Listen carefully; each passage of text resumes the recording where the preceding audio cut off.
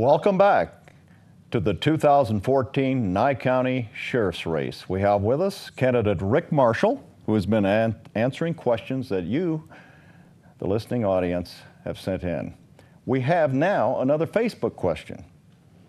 Will you explain the NCLEA, Nye County Law Enforcement Association, why they have not allowed the Nye County Sheriff's Office administration a role in the collective bargaining process with the Board of County Commissioners, and how that has affected the ability to work as a cohesive team? You know, it's not the Nye County Law Enforcement Association that has prohibited us.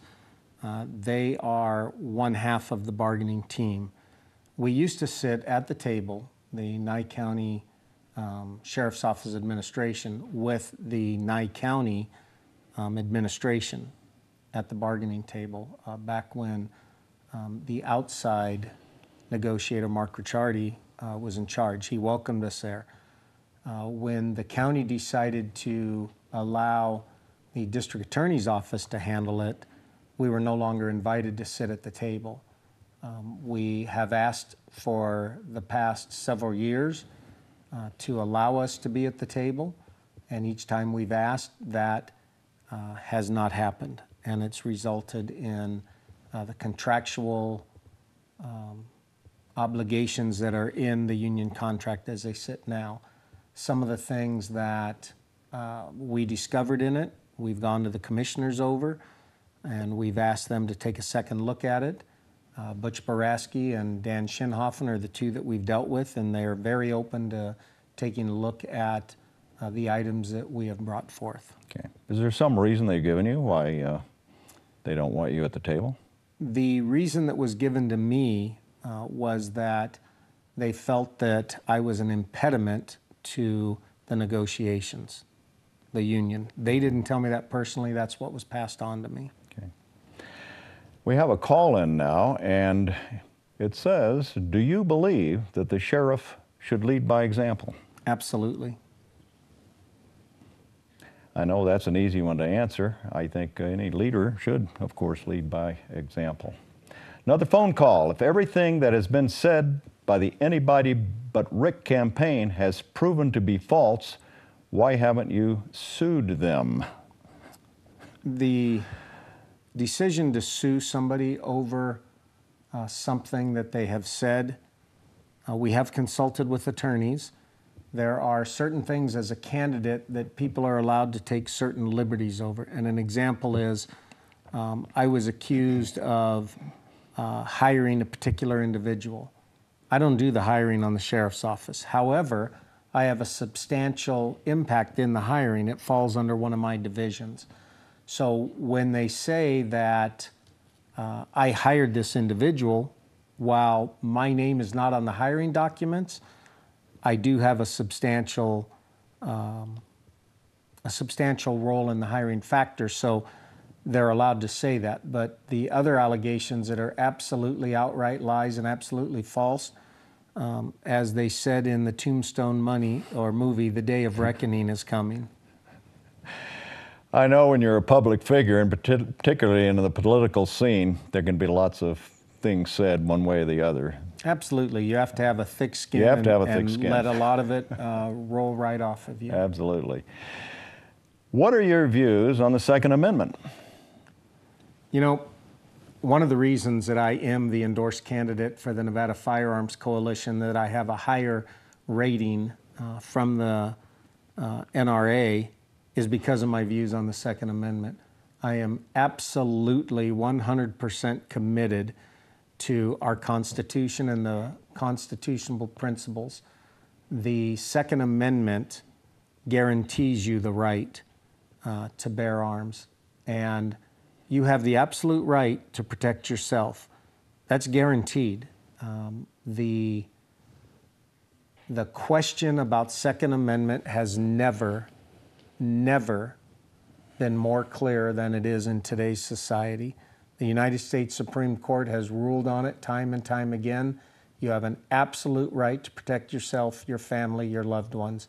And as long as I'm your sheriff, that Second Amendment right will not be infringed upon. It will not be infringed upon by federal agencies, nor will it be infringed upon by the United Nations. We will stand firm in that. How long have you lived in Nye County? And I know you have a family here. And how are you involved in the community? You know, I've been in Nye County for 28 years. I started out in the small town of Gabbs up in northern Nye County. I was a resident deputy with Bobby Walker. We have been involved in every single community that we have lived in. We believe that community investment begins with community involvement. You have to be involved in your community to make it a better place to live, work, and play. Whether it's raising funds for school kids, whether it's being a Cub or Boy Scout leader, whether it's helping with AYSO soccer through donations or coaching, or as many people know, I'm an assistant coach at the Pahrump Valley High School. I help coach wrestling with Craig Rieger. We have an outstanding wrestling program, and we believe that community involvement is a must.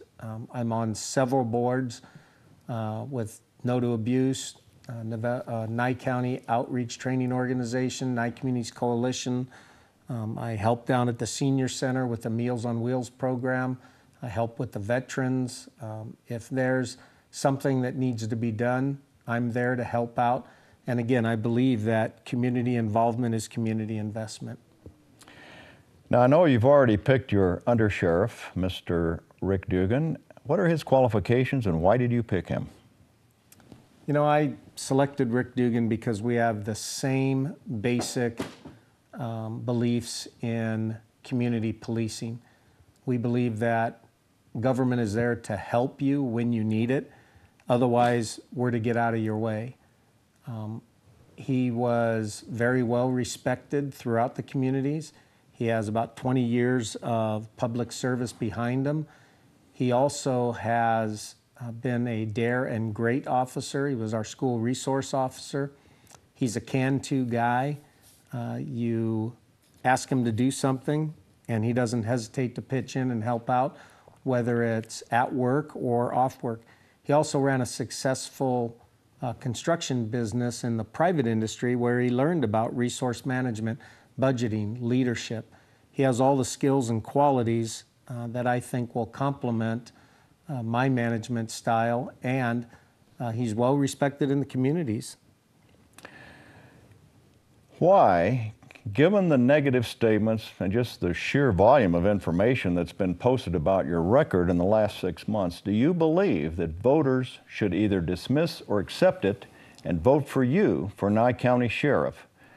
Now, this question is obviously not from your supporters, but there are a lot of people sitting on the fence. And of course, tonight's little interview, question and answer, is to particularly get to some of those that are sitting on the fence. So why should they vote for you? You know, the sheer volume of information that is put out there has been both negative and positive. And I think that when the negative information came out, we had people that contacted me and said, show me proof that this is not true. And I immediately gave them access. For example, somebody said that I was fired from my previous employment. So I gave them access to the employment records. Direct access. I didn't want to download it and give it to them, but I gave them direct access. They went online, opened it up, and saw that that was absolute lie. So the sheer volume of information was put out to clearly discredit me through, again, the vicious outright lies. And I think that people that contact me, that ask me point-blank questions, get point-blank answers. And I think that by showing them that the volume of information, the negative information that was put out that were lies, and not just he said, she said, I mean just outright proving that they are falsehoods, that things that they put in those videos did not happen, I think has turned a vast majority of voters around that said, wow, these people are lying. And showing them the truth is really, really assisted me. I have a note here that I just wanted to mention. The Dave Champion Show, which normally comes on at 6 p.m., will air at 7 p.m. tonight instead. Now, if you are elected sheriff, sitting behind that desk, What immediate changes could the public expect? Well, immediately they're going to see Rick Dugan spending more time up in the northern part of the county. One of the things that we have said we're going to do is be accessible. We're going to be at every town board meeting. We're going to be up in the northern community, whether it's the small community of Duckwater, whether it's in Tonopah, Gabbs, Round Mountain, Beatty, Amagosa, Crystal, or Pahrump. We're going to be there. We're going to be visible, and the public's going to see that. They're going to be able to come up to us, talk to us. We're going to have community forums. They're going to be able to come to those community forums and hold our feet to the fire.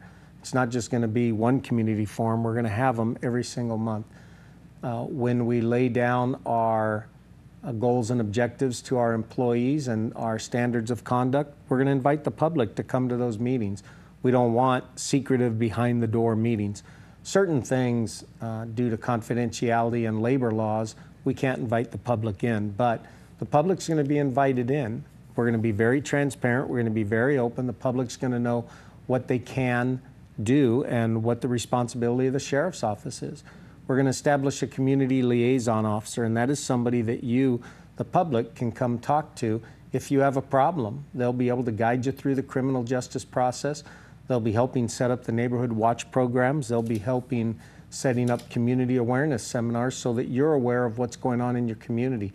If we have burglaries going on in your community, you're our eyes and ears. You'll see far more than our staff will see, and we want you part of that. We're going to revitalize our volunteer programs, our Sheriff's Auxiliary Unit. We're going to revitalize our reserve program. We've established a reserve sergeant, Alan Shrimp, who's already been recruiting. He has 5 patrol officers who want to volunteer in Nye County. So we're looking at these things. We're going to make them happen. We don't need 100 days for it to happen. They're going to see immediate change within the sheriff's office. Do you think that you mentioned something about people reporting things when they see them and so forth. What about neighborhood watches? Do you think that's a good idea? Absolutely.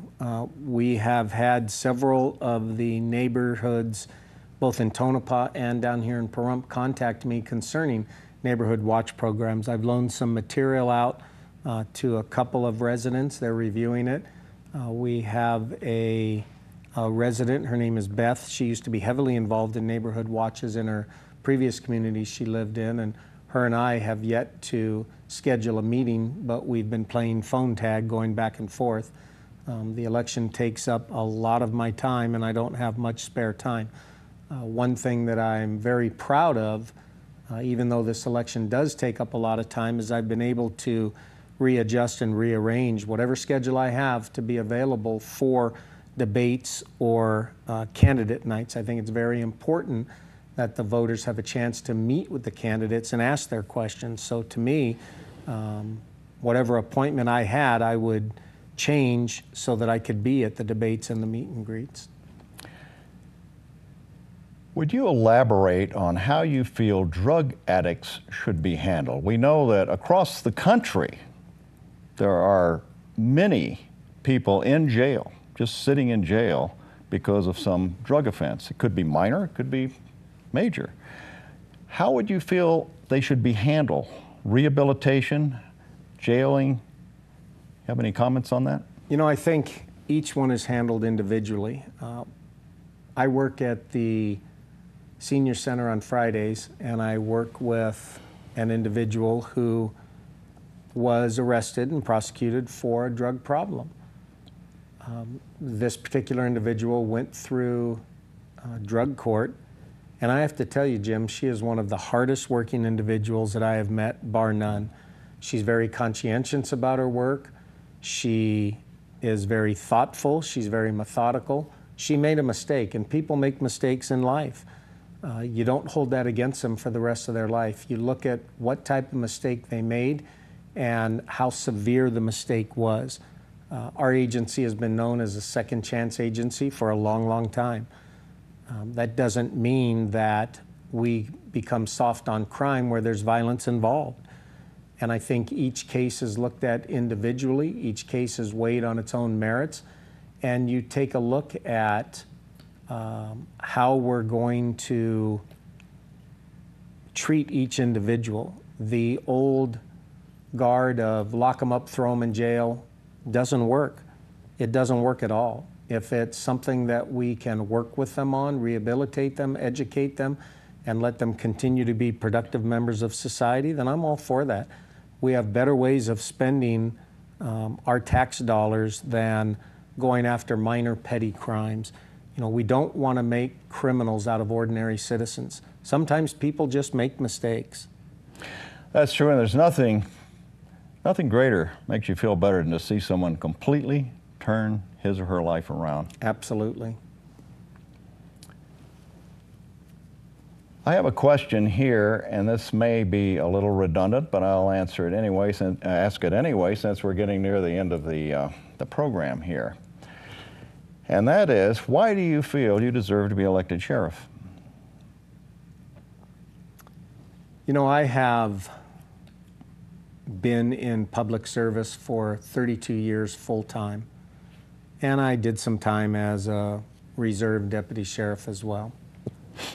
I have worked everything from patrolman, detention officer, investigator, supervisor, recruiter, first-line supervisor, mid-level supervisor. I've done everything that there is to do. I have the training, I have the experience, I have the leadership ability, I have the quality. One thing that definitely sets me apart from my opponent is I was also an acting assistant county manager for 18 months, which gave me a perspective into how the county operates above and beyond the sheriff's office. So I think when you sit down and compare the two resumes side by side, she has never worked as a full-time police officer. She has never supervised or commanded police officers. She has never put together the budgets that I have, worked with the county commissioners like I have. And I think that given my experience, given my 32 years of full-time experience, I think that the next step for me is to be sheriff, and I think that I certainly deserve a shot at it. There is one other question that must have just come in here. No, I guess not. They didn't get the question. Okay. We certainly have had questions from Facebook call-in. We had some questions that came in right as the program was going. We only have a few minutes left, about 3 minutes left. And I'd like to give you at least, I know you have said quite a bit about your qualifications as sheriff and why you deserve to be the next sheriff. As a candidate, though, do you have any further statements, anything you would like the people to know in the next 2 minutes here that we have?